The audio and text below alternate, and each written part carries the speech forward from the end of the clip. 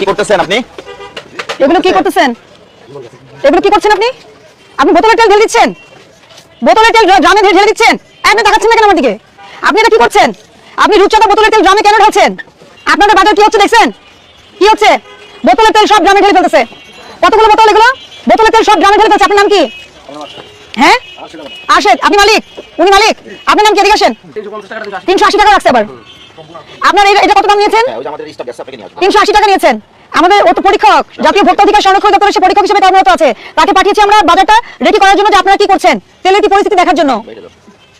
আপনি এটা 380 টাকা বিক্রি করছেন, করেছেন কিনা? করেছেন? কে কে নিয়েছে টাকাটা?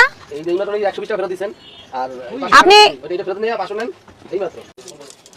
শুধু 40 ধারায় আপনি অতিরিক্ত মূল্যে পণ্য বিক্রি করেছেন, 50,000 টাকা জরিমানা, 1 বছর জেল। আর আপনি এখন যে কাজটা করছেন, মোড়কজাত তেল আপনি ড্রামে ঢেলে ফেলতেছেন, এরপরে বলবেন যে কোম্পানি তেল দেয় না। এটা বলবেন কিনা আপনি? আপনারা তো এগুলোই করছেন। আমাদের কাছে তথ্য আছে, আমরা তথ্যের ভিত্তিতে আসছি। 350 টাকা তেল 380 টাকা বিক্রি করছেন, এটা প্রথম অপরাধ। দ্বিতীয় অপরাধ, আপনি প্রতিশ্রুতি অনুযায়ী পণ্য সরবরাহ করছেন না বাজারে।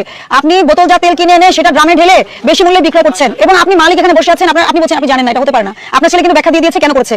ভোক্তাধিকার সংরক্ষণ আইন অনুযায়ী অপরাধ সংঘটিত হওয়ায় এই প্রতিষ্ঠান কি করেছে? অতিরিক্ত মূল্যে তেল বিক্রয় করেছে, এবং কি করেছেন আপনারা? বোতলের তেল ড্রামে ঢেলে দিয়েছেন। সেই জন্য আপনাদেরকে 45 ধারা এবং 40 ধারা অনুযায়ী 50,000 টাকা জরিমানা আরোপ করা হয়েছে, এবং আপনার প্রতিষ্ঠান সাময়িক বন্ধ করা হচ্ছে। সাময়িক বন্ধ করা হচ্ছে, আপনাদেরকে শুনানি নোটিশ দেওয়া হচ্ছে। আপনারা আগামীকাল অফিসে উপস্থিত হয়ে একটা উপযুক্ত